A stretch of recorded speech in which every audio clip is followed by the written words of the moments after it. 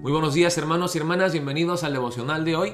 Hoy es el día lunes 9 de noviembre. Vamos a ver la palabra en 1 Tesalonicenses, capítulo 5, versículos 12 al 28. El pasaje de ayer era del 12 al 18, el pasaje de hoy del 19 al 28, pero creo que es necesario ver la palabra en su totalidad, así que es lo que vamos a hacer hoy. Y el título del devocional de hoy es Cómo vivir la nueva vida en Cristo como miembros de una nueva familia. El apóstol Pablo entonces les escribe a los cristianos en Tesalónica y les enseña cómo deben de comportarse, cómo deben de vivir como miembros de una nueva familia que es la iglesia local. Dice aquí Pablo, exhorta a los hermanos. Os rogamos, hermanos, que reconozcáis a los que trabajan entre vosotros y os presiden en el Señor y os amonestan, y que los tengáis en mucha estima y amor por causa de su obra. Se me hace un poco incómodo, siendo el pastor de la congregación, decirles, reconozcan el trabajo que yo hago, reconozcan mi esfuerzo, ténganme en mucha estima y amor, porque pues estaría buscando quizá mis propios intereses. Pero estas no son mis palabras, son las palabras del apóstol Pablo. Y les escribe a los cristianos y dice, el trabajo de un pastor es un trabajo arduo. Y parte de ese trabajo es guiarlos espiritualmente, es amonestarlos y corregirlos cuando es necesario. No es un trabajo fácil. Ahora, quizá la situación en Latinoamérica es un poco diferente, porque en muchos casos, especialmente en iglesias pequeñas, donde no son capaces de pagarle un salario pastoral al pastor, muchos pastores son bivocacionales, o sea, tienen dos trabajos, el de pastor, pero también hacen algo para ganar el sustento diario. Pueden ser choferes, pueden ser plomeros, tienen su oficio por aparte de ser un pastor. Y muchos hermanos me han preguntado, pastor, ¿y usted qué hace? O sea, usted viene y nos ayuda, sirve, predica la palabra y tantas cosas, pero ¿en qué trabaja? Y yo les tengo que explicar, pues este es mi trabajo a tiempo completo, y no es un trabajo, es un llamado que Dios me ha dado. Yo me enfoco en ustedes, en su bienestar espiritual, en alimentarles con la palabra de Dios, en orar por ustedes cuando tienen peticiones, en darles consejos, en guiarlos. Si alguien fallece, enterrarlos. Si alguien se quiere casar, casarlos. Hay muchas cosas que tiene que hacer un pastor. Y aquí dice el apóstol Pablo, reconozcan, sean agradecidos con ellos. Y sigue, dice, tened paz entre vosotros. También os rogamos, hermanos, que amonestéis a los ociosos, que alentéis a los de poco ánimo, que sostengáis a los débiles, que seáis pacientes para con todos. Mirad que ninguno pague a otro mal por mal, antes seguid siempre lo bueno unos para con otros y para con todos. Entonces aquí el apóstol Pablo está reconociendo que una iglesia está compuesta por muchas personas diferentes. ¿Okay? No todos en la iglesia piensan de la misma manera que nosotros, quizá no sean del mismo nivel educativo, del mismo nivel socioeconómico, todos nos hemos criado en diferentes ambientes y somos diferentes. Así que tenemos que aceptarnos, ser pacientes, amarnos los unos a los otros y también pedirle a Dios que nos dé mucha sabiduría en cómo tratar con las personas. Porque, como dice aquí, habrán algunos ociosos o vagos que se aprovechan de la generosidad de los hermanos. A esos tenés que amonestarlos, a corregirlos, a exhortarlos. Que alentéis a los de poco ánimo.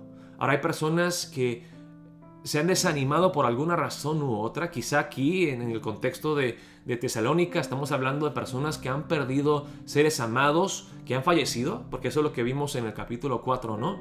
Que están desanimados y desalentados. A ellos, en vez de corregirlos o castigarlos o amonestarlos, tenemos que animarlos y alentarlos. Que sostengáis a los débiles. Hay personas débiles no solamente espiritualmente, sino también físicamente, que necesitan del apoyo de la iglesia.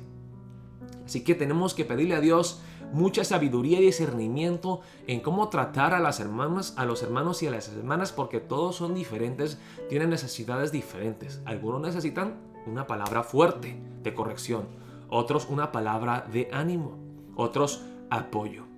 Eso es lo que dice entonces aquí el apóstol Pablo. Somos una familia, tenemos que amarnos a pesar de las diferencias, tenemos que amarnos. Y sigue aquí, ahora son cosas más individuales que encontramos en los versículos 16 al 18. Estad siempre gozosos. Esto no era algo fácil hacer en Tesalónica porque los cristianos fueron perseguidos. Estad siempre gozosos. Orad sin cesar. Mantén esa comunión continua con Dios en oración. Dad gracias en todo, porque esta es la voluntad de Dios para con vosotros en Cristo Jesús.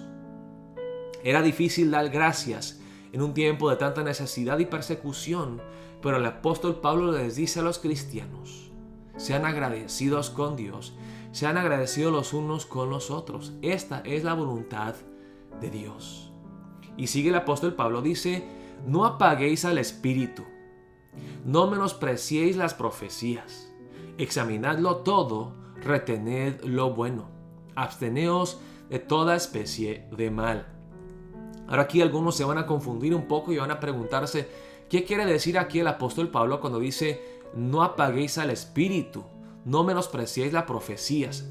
Hablando de la profecía, hay diferentes maneras de entender la palabra.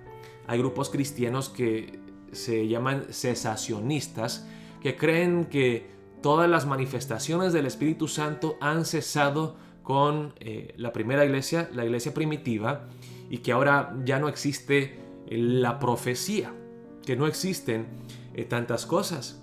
Hay iglesias un poco más abiertas, que son carismáticas y creen en los dones del Espíritu Santo. Carisma significa don en griego, y de ahí tenemos la palabra iglesias carismáticas, como las iglesias pentecostales, por ejemplo, que creen en las diferentes manifestaciones del Espíritu Santo. Ahora dice aquí: no menospreciéis las profecías. Algunos dirían que la profecía es como predecir el futuro. En tal y tal fecha ocurrirá esta cosa, tú te vas a casar con fulano en tal año. Yo pienso que la profecía que dice la Biblia no es tanto así predecir, sino que es más predicar correctamente la palabra de Dios. Y sí, a veces hay ocasiones cuando uno es guiado por el Espíritu Santo y dice cosas proféticas, pero que siempre dice aquí en el versículo 21, examinadlo todo y retened lo bueno. Siempre tenemos que verlo a la luz de la revelación definitiva que encontramos en la palabra de Dios. Dios ya nos ha hablado de una vez por todas en la Biblia. Y cualquier profecía que te diga una persona tiene que alinearse a lo que dice la palabra de Dios. Hay personas que se autodenominan profetas y Jehová ha hablado, me ha dicho tal y tal cosa.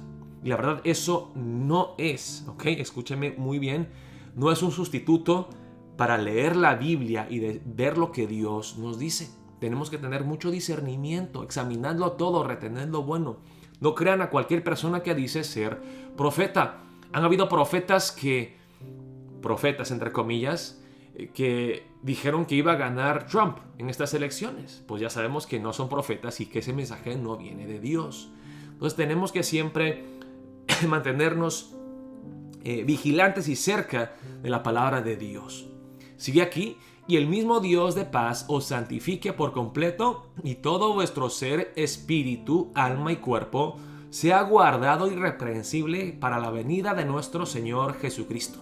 Entonces la voluntad de Dios es nuestra santificación. Todo nuestro ser, espíritu, alma y cuerpo, que seamos irreprensibles preparándonos para el regreso del Señor Jesús. Y dice aquí: fiel es el que os llama, el cual también lo hará. Dios es el que obra poderosamente en nosotros. Claro, nosotros tenemos que poner de nuestra parte, pero en fin, es Dios el que desea santificarnos aún más que nosotros mismos. Dios es el que hará esa obra sobrenatural en nuestras vidas. Y así se despide el apóstol Pablo de los tesalonicenses. Salutaciones y bendición final. Hermanos, orad por nosotros. Saludad a todos los hermanos con ósculo santo, con un beso santo. Os conjuro por el Señor que esta carta se lea a todos los santos hermanos. La gracia de nuestro Señor Jesucristo sea con vosotros. Amén. Así que en el pasaje de hoy vimos algunos puntos muy prácticos acerca de cómo comportarnos en la iglesia local, que nosotros debemos de soportarnos, de amarnos con el amor de Cristo Jesús, aunque seamos diferentes. Tenemos que pedirle a Dios mucha sabiduría y discernimiento. Tenemos que amarnos y perdonarnos mutuamente. Tenemos que respetar a los pastores que obran para nuestro bien y para la gloria de Dios. Aquí entonces vimos muchos puntos acerca de la vida en la iglesia. Es que oremos en este momento pidiéndole a Dios: Dios, háblame hoy a través de tu palabra y muéstrame si hay algún punto en específico de todos los puntos que vimos hoy en que yo debo de esforzarme más, donde yo debo de arrepentirme por haberte fallado. Y ayúdanos a ser una iglesia bíblica, una iglesia que te agrada a ti, una iglesia donde tú, Jesús, eres la cabeza, donde tú eres el líder, donde tú nos guías, donde tú nos enseñas, donde tenemos tu corazón, tu amor, tu mente. Que seamos tu iglesia, oh Cristo Jesús. Oremos de esa manera para empezar el día de hoy. Dios los bendiga grandemente.